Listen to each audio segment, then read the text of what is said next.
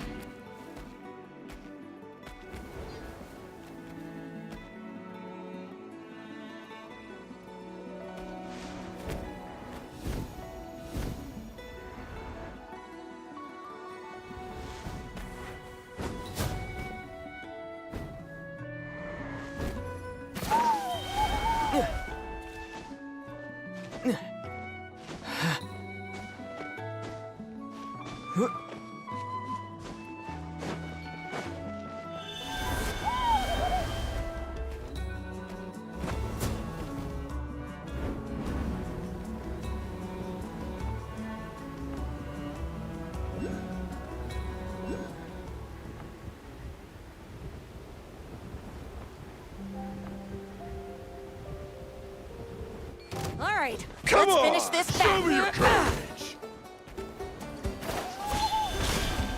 Teamwork is dreamwork. Ha! Ha! Ha! Verdict is... you win. That was quick. We'll need more where that came from.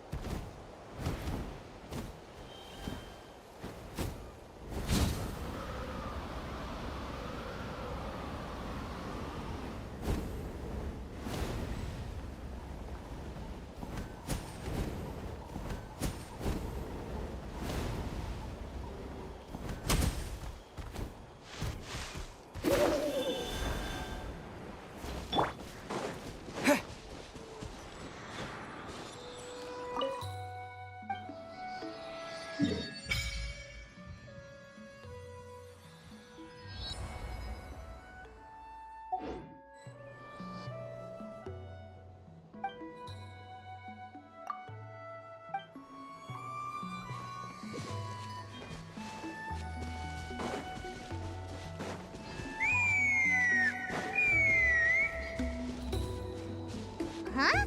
What's that sound? Seems like it's coming from that bridge.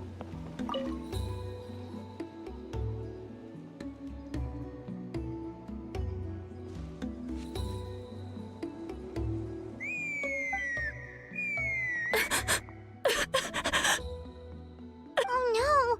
Why is she crying? Should we go check on her? You know, just in case she's thinking of doing something stupid. I'd leave her be.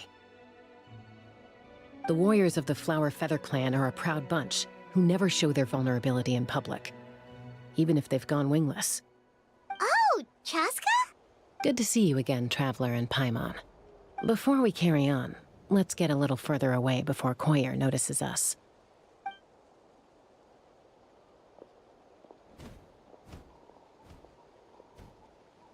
So, that girl on the bridge, Koyer, you said? Should she really be on her own right now? With the mental state she's in, it just seems risky. Don't worry. That's exactly why I'm here. Elder Alpa sent me to keep an eye on her. If she does attempt the unthinkable, I'll swoop in and catch her. I doubt it'll come to that, though. She's a fighter.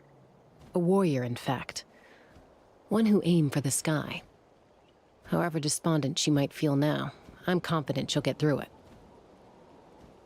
Well, in the Flower Feather clan, there's an elite flying squad made up of Kukasaur riders. But it's an extremely selective squad. To become a rider, you need to undergo a trial where you not only demonstrate mastery of the relevant skills, but also win the approval of the Kukasaurs. Very few candidates make it through the process. Koyer has spent years training for her most recent attempt, but unfortunately she didn't pass. Sometimes, after multiple failed attempts to pass the flying test and win the Kukasaur's approval, people get so disheartened that they give up on their dream to soar the skies. They resolve to quit trying for good. We call those people the wingless. Do they get expelled from the tribe? What? No, of course not. They're still prized warriors. We have a saying, just as the Kukasaur treasures every feather on its body, so the tribe treasures each one of its children. This hits even harder in the wake of the war. All of our young warriors carry the future of our tribe on their shoulders. Besides, every Kukasaur falls from its nest before it learns to fly. It's practically a rite of passage. Likewise for the wingless, we always hold out hope that one day, when they're ready, they'll rekindle their dreams and keep trying. Until then, all we can do is quietly watch over them from a distance. Just like I'm doing now. Ah, okay. Paimon hopes she'll get back on her feet soon. Well, from the sound of her whistling, her confidence has been seriously shaken. No Kukasaur is going to respond to a call that sounds like that. Yeah, people from my tribe call to their saurian companions by whistling or blowing a horn. So it sounds like Koyer was trying to summon a Kukasaur to practice her flying. But the Kukasaurs are an even prouder bunch than our warriors. They would never respond to a lackluster whistle like that. First she failed the trial, and now she's struggling to even summon a Kukasaur. That's only going to hurt her confidence further. And getting trapped in that vicious circle is the kind of thing that'll make people go wingless. Surely there must be something we can do to help. That's very kind of you. Koyer's flying skills are up to par, but mentally she's stuck in a rut. If she wants to return to the sky, she has to overcome that for herself. I'm going to lay low nearby, just in case she takes a turn for the worse. Let me give you a tour around the tribe once this is all over.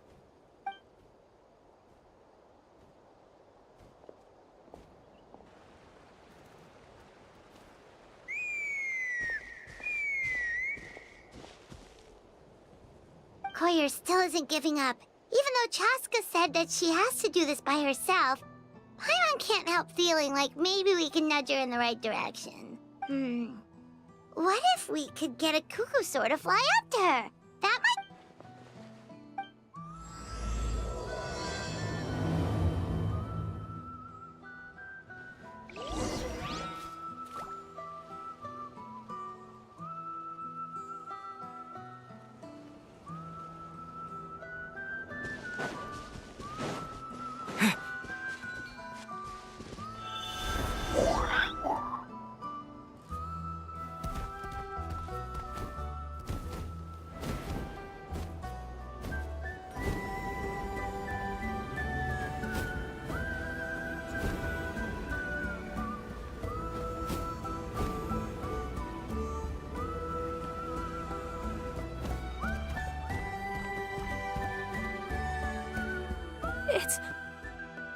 It's a Kukasaur!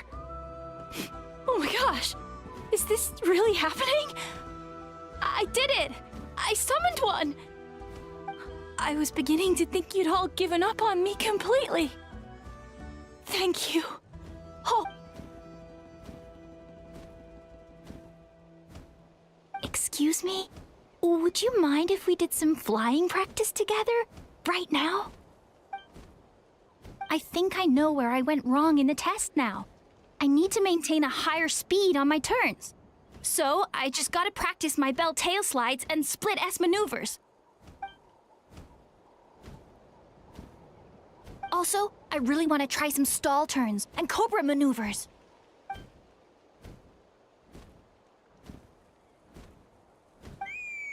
Huh? That sounded like a whistle. Hey! Wait! Wait!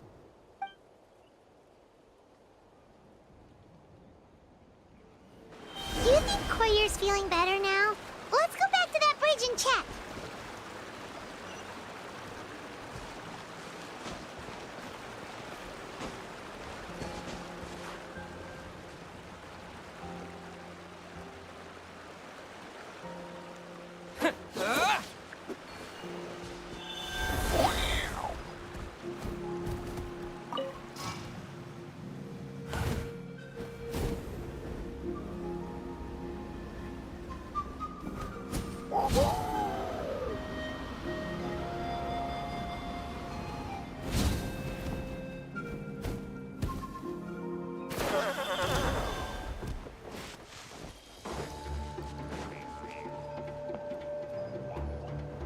Chaska! I summoned a Kukasaur! They do still respond to me after all! Although, unfortunately, someone else summoned it away again before I had a chance to go for a flight. Oh, really? That is unfortunate. But if you can do it once, you can do it again. Keep at it, and you'll pass the trial eventually. You're right. You know, I almost thought about giving up, but I'm glad I didn't. Hey, Chaska, how's Koyer doing? Huh? Who are you? And how do you know my name? These are my, friends.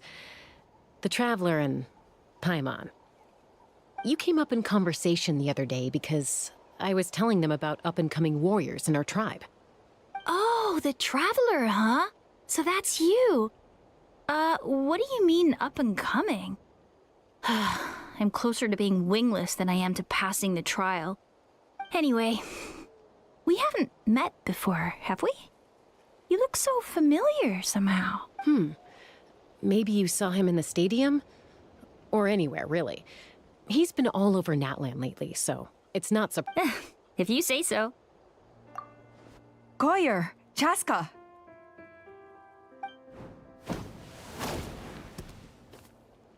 Here you are. I've been looking everywhere for you two. Oh, Elder Alpa! What's the matter? I thought I should tell you myself. We're going to redo the flying trials. Redo them? How come? This is so unexpected. And I can't believe you came out here just to tell us that in person. It's embarrassing to admit, but due to time constraints, we didn't do a proper inspection of the arena before the last round of trials began. Then we started to notice many candidates performing worse than expected. So we redid the inspection afterwards and found a number of issues which likely impacted candidate performance. This was entirely our mistake, and I apologize unreservedly. I know it doesn't make up for it, but I thought bringing you this message in person was the least I could do. Oh, okay. Chaska, these people you're with, are they the Traveler and Paimon? Huh? You've heard of us? I have indeed. Gathering intel is an essential part of being a warrior. Plus, you've already made quite a name for yourself in Natlan. Actually, I've been meaning to invite you to enjoy our tribe's hospitality for some time. Hospitality? Oh, that includes food, right? Of course it does. If you let us host you, you'll be treated quite lavishly. Mighty warriors are highly revered in our tribe.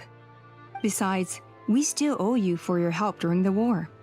Without you, we would have suffered far worse at the hands of the Abyss.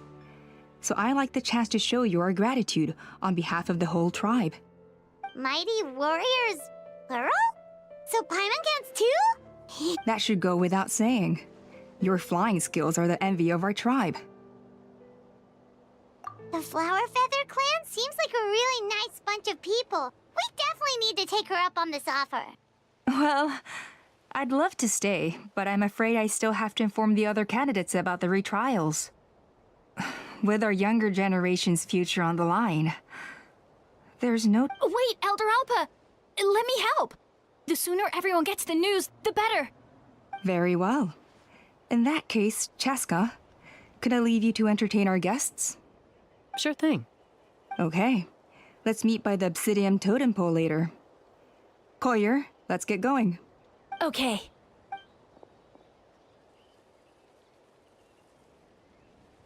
All right, they're out of earshot. I'm just gonna come out and ask. That Kukasaur who responded to Koyer's call, that was your doing, wasn't it? I grew up with these creatures. I could tell something was off the second I saw it. His whole demeanor seemed less like a Kukasaur and more like, well, you. So I figure you must have been pulling the strings somehow. He looked very flustered when Koyer asked for a ride, so I whistled to give him a chance to escape. And judging by the look on your face, that was a welcome intervention, huh? It's all right. If you'd rather your hidden talents remain hidden, I respect that. I won't press you for answers, and I'll keep my speculations to myself. You're the kind of person I'd still trust even if you had superpowers. I know you'd use them for good. I think the ends justify the means in this case. She just lacked confidence, and you helped her resolve her internal conflict. If you hadn't intervened, I likely would have gotten my mom to help out instead. Although, having said that, there's a small chance she might have recognized her and seen through the whole thing. That would have done... Yeah. Anyway, if you're free now, how about I give you that tour I promised?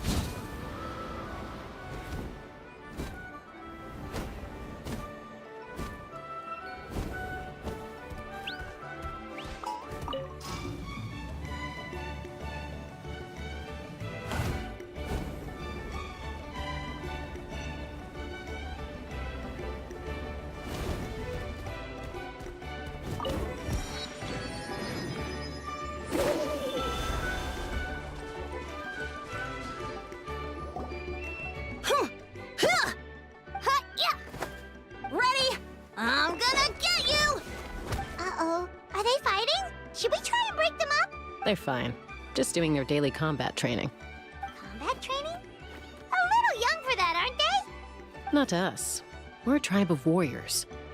In ancient times, we were the most elite troops in the nation, responsible for patrolling and defending all of Natlan. And even though times have changed, we've kept our martial spirit alive. Hey, is that Chaska? Jessica, you're back! Oh, can you come train with us? Now's not a good time, I'm afraid. I'm showing the Traveler and Paimon around. Maybe next time. The Traveler and Paimon? Wait, you mean that legendary warrior and legendary flying expert? Legendary? Yep, that's... Awesome. It's so cool that you can fly without having to ride a cuckoo-soar. Even Chaska could only do that for short distances. Mr. Traveler, can you teach me some cool sword tricks? Oh, Mr. Traveler! My family shop makes the best volcano cake. You gotta try it! Let's behave ourselves, everyone.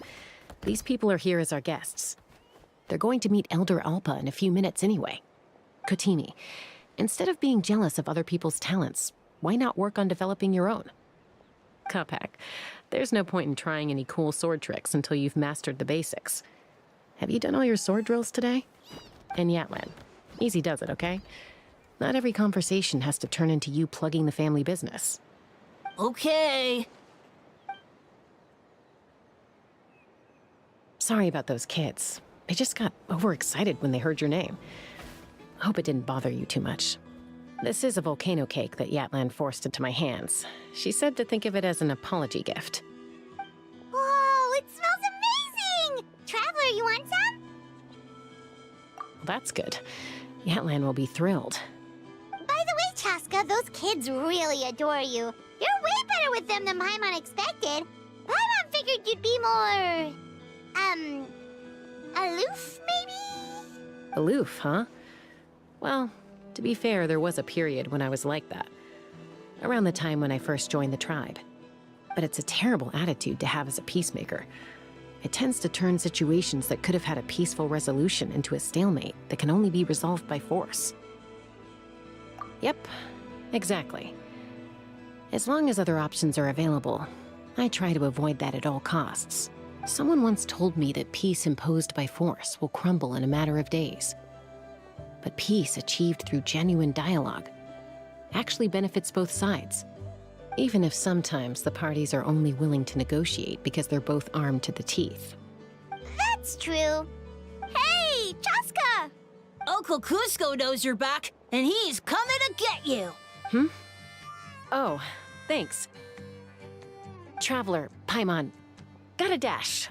I'll meet you at the totem pole up ahead. You can't miss it. It sticks out like a sore thumb. Wait, are you running away? First rule of conflict resolution? Grab the fan and run before the you-know...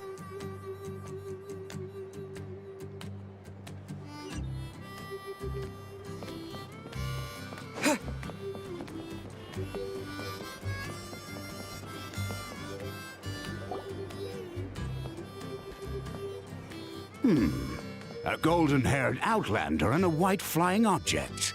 You must be the Traveler and Paimon. I heard Chaska was with you, but I suppose she's run away again, has she? Sorry, who are you? Who am I? Only her father. She's supposed to go for a checkup every 3 months to see how her abyss condition is doing. We both agreed on it. But she's already missed 3 checkups this year. That's 3 out of 4. Yes, she got exposed to abyssal energy as a young child. Then her birth parents abandoned her. It's lucky those wild cuckoosaurs found her when they did, or she wouldn't have made it. They took her under their wing and raised her as one of their own. Eventually, some riders out on patrol spotted her and brought her back to the tribe. But she was practically feral at that point. The moment you took your eyes off her, she'd be getting herself into a fight, or she'd run away to be with the Saurians. She seemed to prefer them to her own kind. She might as well have been a Saurian in human form. That must be the aloof period she mentioned, right? We later discovered that her exposure to the abyss had planted seeds of conflict in her heart. So, we started trying to bring it under control. But ultimately, she's the only one who can control it. Anyway, she's much more human these days. Yeah, don't worry about her. She seems pretty stable to Paimon. She's probably only avoiding the checkups because she thinks it'll stop you guys from worrying about her. Yes, I'm well aware of that. She knows she needs to be careful. If her condition ever took a turn for the worse, she wouldn't be brushing it aside like this. It's just, every checkup she's been to, they find new cuts and bruises. Nothing to do with the Abyss, of course. Oh no, that's all fine. The problem with her is, she's her own worst enemy. She's been living dangerously again. I'm sure of it. That's why she's avoiding the checkups. She wants to... Yeah, Paimon can see her doing that. Oh. In the past, she always had Koichi to keep an eye on her. Now Koichi's gone, and I don't want to lose another.